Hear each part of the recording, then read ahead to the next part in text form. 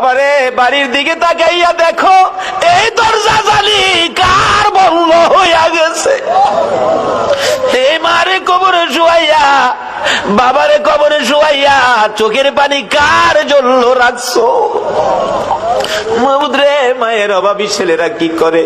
এতদিন তো শুধু বলতাম, এখন তো নিজেও মার অভাবী। একটা মায়ের অভাবী ছেলে বিদেশ থাকে, সপ্তাহ সপ্তাহ টেলিফোন করে, মা মা তুমি কেমন আছো, আমারে জানাইও। মা কই বাবা বিদেশ গেছো টাকার জন্য, সপ্তাহ সপ্তাহ টেলিফোন করে টাকা নষ্ট করলে কেমনে হইব?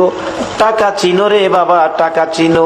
ছেলেটা টেলিফোন করে বলতেছে, মা মা গো আমারে বাধা দিও না গো মা, আমি টাকা চিনি না, আমি চিনি আমার দরদি মা।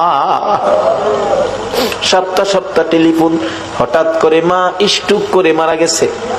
এলাকার লোকজন কয় ছেলেটারে মৃত্যুর খবরটা দিও না, দিলে আত্মহত্যা করবে।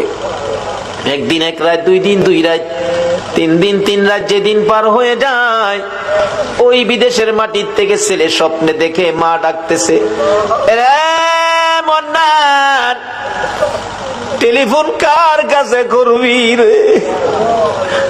মা কইয়া কারে ডাকবি রে বাবা, আমি তোর মা, কবরে চলে গেছি, আর আমারে পাইবি না।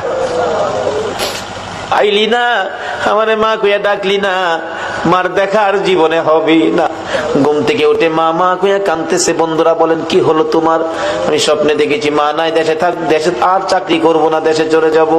সকালবেলা টেলিফোন করছে, বড় ভাই টেলিফোন ধরে, মন্নান সপ্তাহ হইলে টেলিফোন করবি, আজকে কেন টেলিফোন করলি?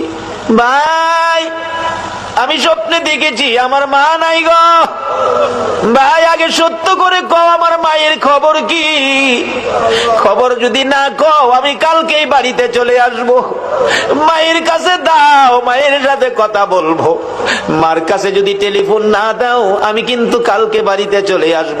বড় ভাই টেলিফোন ফালাইয়া একটা দৌড় মাইরা মায়ের খবরের পাশে, মা গো তোমার পাগল খবর পাইছে গো, কালকে বলে বাড়িতে আইব। বড় ভাই সকালবেলা মাইক্রো ভাড়া করেছে, বুড়া বাবা পিছে পিছে ডাকতেছে, আমারে সঙ্গী করি লইয়া যা রে, মায়ের পাগল রেখে